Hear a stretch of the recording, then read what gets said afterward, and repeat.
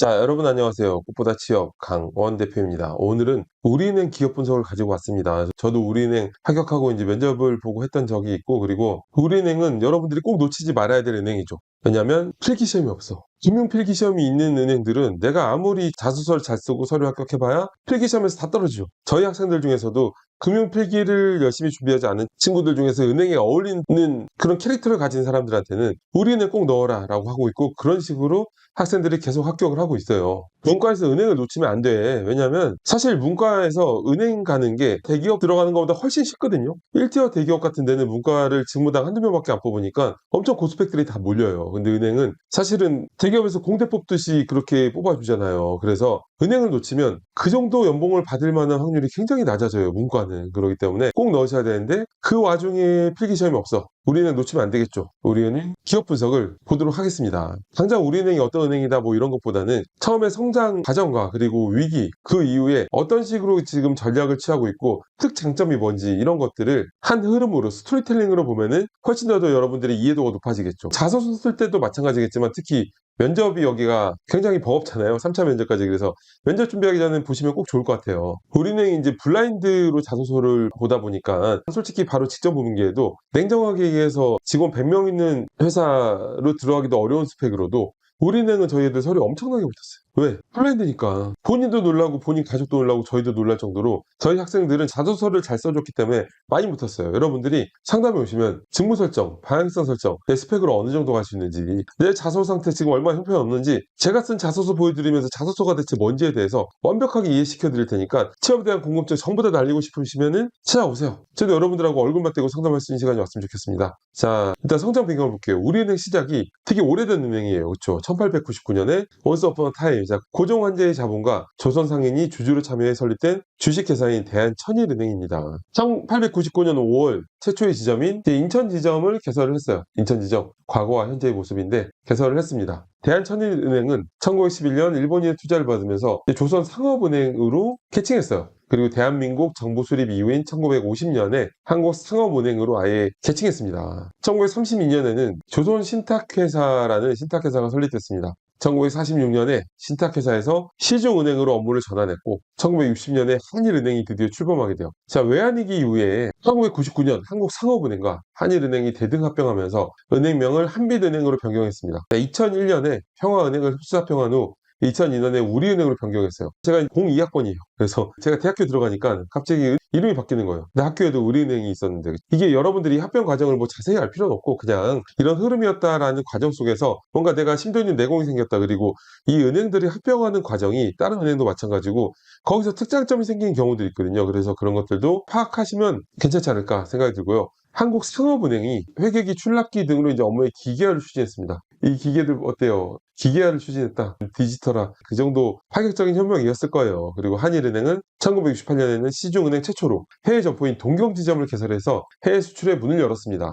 1977년, 이건 의미가 있죠. 해외 점포 최초로. 1977년에는 한국상업은행이 시중은행 최초로 서울, 부산 간 온라인 업무를 개통해서 은행 금융 서비스의 새로운 장을 마련했습니다. 온라인. 자, 일단 저도 제가 사원 때 이제 그 당시 부장님들 얘기 들어보면은 지금은 다 퇴직하셨겠지만 신입사원 때 회사 안에 대기업인데 복사기가 몇 개 없어서 복사기 있는 층으로 가서 다들 줄 서서 이제 복사하고 그랬던 얘기를 들은 적이 있는데, 업무하기 어려웠던 시절이었겠죠. 지금 굉장히 업무하기 편해졌고. 자, 1982년 이제 제가 태어난 해에는 한일은행이 국내 최초로 ATM기를 점에 설치를 했어요. 그러니까 이제 이게 무슨 의미냐면은, 원래는 기존의 ATM기가 은행 내에 설치했었거든요. 그러면 사실은 은행이 문 닫으면 이걸 쓸 수가 없죠. 의미가 없잖아요. 그렇죠? 그래서 고객들의 불편상을 개선하기 위해서 지금도 은행 문 닫고 밤에 막 찾잖아요. 그래서 일단은 금융 중심지였던 명동, 롯데 1번가 지하 1층에 설치했던 것을 기점으로 ATM기가 이제 은행 밖에 설치가 되었어요. 뭐든지 최초로 쓰고 있는 은행의 역사다라고 생각하시면 되고, 우리은행은 조선상업은행 시절부터 100년 넘게 서울특별시청의 시금고 은행을 맡아왔습니다. 근데 이제 2018년에는 신한은행이 서울특별시청의 제1금고를 맡고 있습니다. 자, 이게 뭘 의미하냐면은, 우리은행은 원래 굉장히 이제 역사가 있고 그리고 뭔가 많은 전통, 뭐든지 최초로 해냈던 은행이죠. 근데 어때요? 여기서 발전을 하지 못하면 하나하나 뺏겨가겠죠.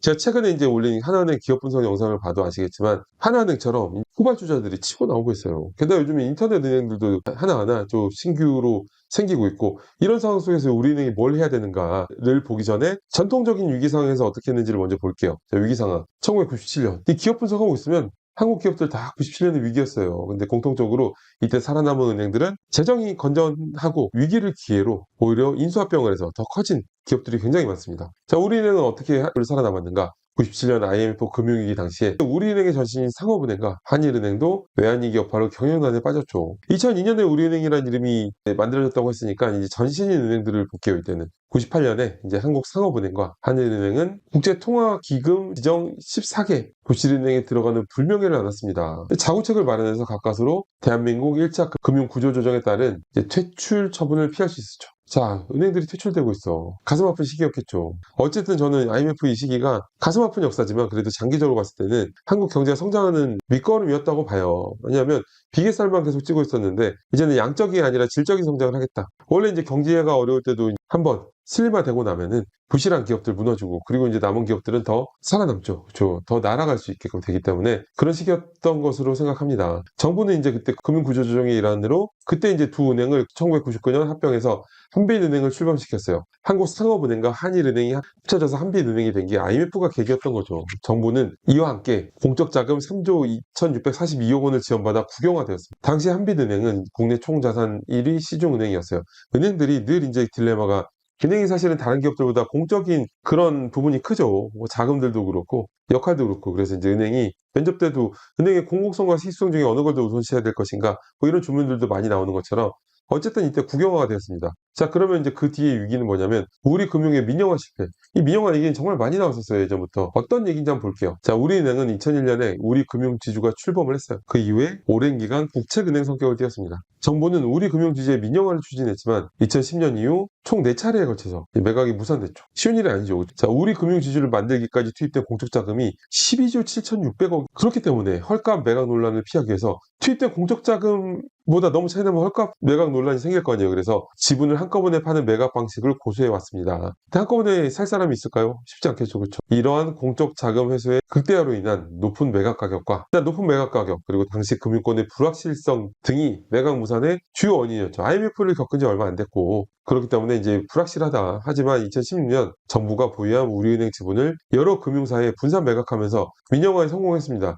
2001년부터 민영화를 부르짖었지만 2016년에 성공을 한 거죠. 민영화 이후에 독립 경영 체제를 확립하면서 시장 중심의 경영 체계를 도입했어요. 자, 일단은 공기업이 이제 국가가 관리할 때는 이제 경영이 어려워도 망하지 않잖아요. 근데 민영화가 됐으면 안 돼. 이제 내가 경쟁을 하기 위해서 나만의 전략을 찾아내야죠. 나만의 뭔가 브랜드 로열티를 만들어야 돼. 그래서 이제 브랜드를 강화하고 주주 가치를 극대화하기 위해서 다양한 전략을 추진했습니다. 2019년에 우리 금융주주를 재출범시키면서 그룹 차원의 시너지 효과를 극대화했죠. 자, 대내 사건들을 볼게요. 자, 빼놓을 수 없는 사건들 있죠. 일단 제가 대내적인 사건들을 여러 가지를 말씀드리는데 면접 때 여러분들이 언급하라고 말씀드린 거 아니에요. 사실 면접관 입장에서 이게 호불호가 갈리는 짓은 하면 안 돼요. 굳이 그런 걸 무슨 구직자 상황에서 면접관한테 마치 일깨워주듯이 얘기하는 거는 별로 좋지 않습니다. 일단 그래도 이 흐름을 알아야 된다라고 생각해서 말씀을 드린 거고 교묘하게 다르게 워딩을 해서 써먹을 수도 있는 거예요. 그렇기 때문에 우리은행을 타겟하지 않고 얘기를 하면 괜찮겠죠.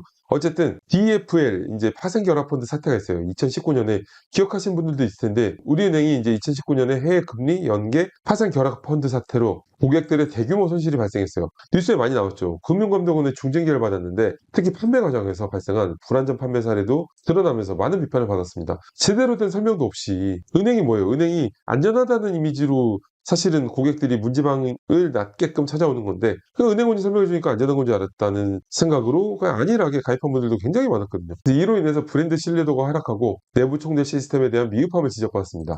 DFL 사태의 영향은 피해자 사이의 금전배상뿐 아니라 금전세 배상은 당연한 거고 은행 내부 시스템부터 금융상품 판매 규정 등 업계 전체에 큰 영향을 미쳤어요. 우리은행은 재발 방지를 위해서 이렇게 많이 바꿨다. 뭘 바꿨느냐? 내부 KPI 개선 작업을 진행했고 회사에 들어가면 KPI 노래를 부르는 곳들이 많은데 정작 모르겠어요. 이게 사실은 이제 형식적으로 생각하는 부서들도 많고 아무튼 KPI 개선 작업을 진행했고 고객 중심 자산관리 혁신 방안을 발표했습니다. 또한 자산관리 부문을 혁신하고 영업 문화를 고객 중심으로 우리가 팔아야 되는 판매 중심이 아니라 고객을 중심으로 전면 전환했죠. 그리고 해당 사태를 통해서 우리은행뿐만 아니라 은행업계 전반적으로 영업 방식을 고객 최우선 관점으로 KPI를 새롭게 도입했습니다. 이제 기준을 새롭게 세웠다는 거죠. 자, 내부 횡령 사건 이거는 되게 큰데 이것도 굳이 면접 때 언급하실 건 아닌 것 같아요. 2022년에 우리은행 직원이 700억 원 횡령 사건을 일으키면서 내부 직원 통제에 대한 문제점이 드러났습니다. 자, 해당 사건은 대한민국 금융 역사상 최대 규모의 횡령사건 중 하나로 기록됐어요. 아주 불명예스러운 타이틀을 찍었죠. 이후에 우리은행이 내부 통제를 개선해서 모범 사례로 선정이 되기도 했어요. 2024년에 100억 원 횡령사건이 근데 또 재발했다.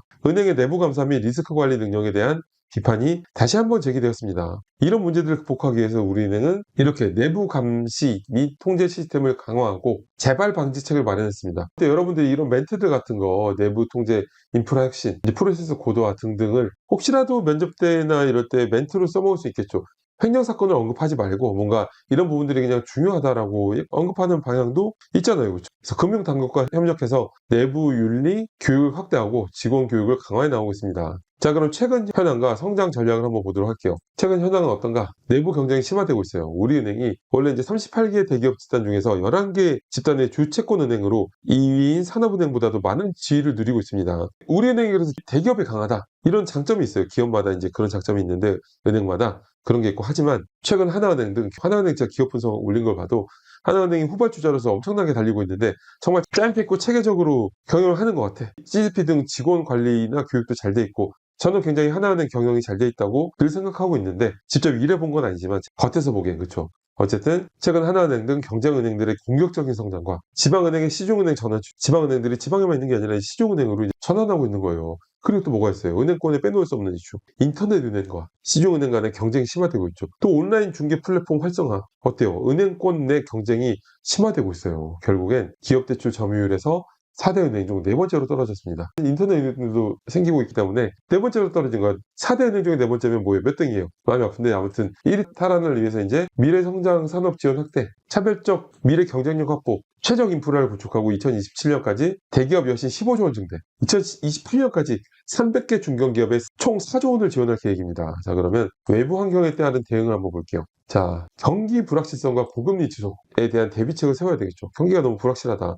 그래서 지금 취업도 되게 힘들어지고 있거든요. 자, 대손 충당금을 적극적으로 관리하고 취약 부문에 대한 선제적 모니터링과 관리를 강화하고 있습니다. 자체적인 위험 평가와 대응 전략을 통해서 향후 불확실한 경제 상황에 대응하기 위한 리스크 관리, 경영 관리를 강화해 나가야 하겠죠. 이제 지금 제가 볼 때는 IMF 서브프라임 이후에 뭔가 경기가 뭔가 이상한 조짐이 있어요. 다들 이제 느끼고 있겠지만 굉장히 불확실한 상황들이 많이 발생되고 있기 때문에 그럴 땐 뭘 해야 돼요? 내가 몸을 잔뜩 움츠리고 리스크 관리를 해야 되겠죠. 뭐 새로운 걸 막 투자하기보다는. 또한 또 어떤 문제가 있느냐? 미중 갈등, 러우 전쟁, 이스라엘 하마스 전쟁까지 지정학적 리스크가 커지면서 은행들의 해외 사업 추진에도 영향이 있을 것으로 보입니다. 따라서 지역 다변화와 안정적인 수익 기반 마련을 추구하고 있습니다. 자, 우리은행은 이런 상황 속에서 신사업 진출과 핵심 사업 강화 및 디지털 기반 전략적 역량 강화를 통해서 대응할 예정입니다. 이런 상황들 어떻게 대응할 것인가? 신사업 진출. 어떤 걸 진출할까요? 국가산업단지, 제조, 정보통신, 2차전지 같이 신성장 분야에 집중하면서 고용 효과 등을 고려해서 여신을 확대하고 실제 돈이 필요한 제조, 기후변화에 따른 자원산업과 연관된 제조, 건설 등의 자본을 집중할 것으로 보입니다. 신사업들을 진출하고 있고, 신사업 진출 외에도 기존의 핵심 사업을 강화하겠다. 핵심 사업은 뭐가 있느냐? 우리은행이 중소기업 특화 채널인 비즈프라임 센터를 개점하면서 기업 금융 강화에 적극 나서고 있습니다. 기업 금융 강화를 하자. 그리고 또한 투체어스 W 등 특화 채널을 신설하고 라이징 리더스, 가톨릭페이와 같은 고객 맞춤형 상품과 서비스를 출시했습니다. 이런 부분들을 여러분들이 우리은행 PT 면접이나 어떤 면접대에서 활용해서, 응용해서 나의 전략적인 어떤 방안인 것처럼 어필해도 괜찮겠죠. 또한 정보기술 거버넌스 개편을 통해서 자체적인 IT 역량을 강화하고 뉴언 개발에 착수했습니다. 자, 그리고 이제 마지막 디지털 전환. 그놈의 AI, 그렇죠. 인공지능을 비롯한 신기술은 이제 은행권 혁신의 핵심 사안으로 떠오르고 있습니다. 사실 이것도 하나은행 기업 분석을 보면 하나은행이 굉장히 잘하고 있는 것 같아요. 혁신적으로 하고 있다. 어쨌든 우리은행도 핵심 사안으로 떠오르고 있기 때문에 공통적으로 AI를 고객 서비스에서부터 업무 효율성 향상, 리스크 관리 등 다양한 영역에서 활용하면서 다양한 서비스를 제공하고 있죠. 특히 우리은행은 모든 은행 업무에 AI 서비스를 확대하고자 하고 있어요. 데이터를 활용해서 다양한 서비스를 제공하고 있죠. 자, 하나가 더 있어요. 반가운 사진인데 그 위비 프렌즈를 복귀시켰어요. 제가 이제 우리 카드를 처음 만든 게 2015년쯤에 당시 집을 살 때 우리은행에서 담보대출을 받았는데 카드를 만들려고 그러더라고요. 카드를 만들어서 그때 위비, 이 꿀머니 이걸 봤었는데 어쨌든 캐릭터 마케팅을 강화하고 있어요. 요즘 이런 게 되게 중요하죠. 대한항공도 지난번에 면접 때 질문이 대한항공의 인플루언서 마케팅 강화 방안 이런 걸 물어봤어요. 갈수록 이제 이런 어떤 캐릭터나 인플루언서나 그런 영향력을 만드는 게 중요하다. 그래서 우리은행의 대표적인 캐릭터인 위프렌즈를 활용한 다양한 마케팅 활동을 통해 고객과의 소통을 강화하고 친근한 브랜드 이미지를 구축해 나갈 계획입니다. 자, 여러분 오늘 우리은행 기업 분석을 봤는데 단순히 우리은행이 어떤 지금 상황인가만 보는 게 아니라 이 흐름을 보면서 여러분들이 우리은행에 대해서 완벽한 내공을 가지고 면접 때도 자신감 있게 나는 이런 것도 다 봐왔어 라는 느낌으로 준비를 해가시면 좋을 것 같고요. 상담에 오시면 여러분들 취업 궁금증 전부 날려볼 수 있으니까 상담에 오시면 좋을 것 같습니다. 저는 오늘 이걸로 마치겠습니다. 감사합니다.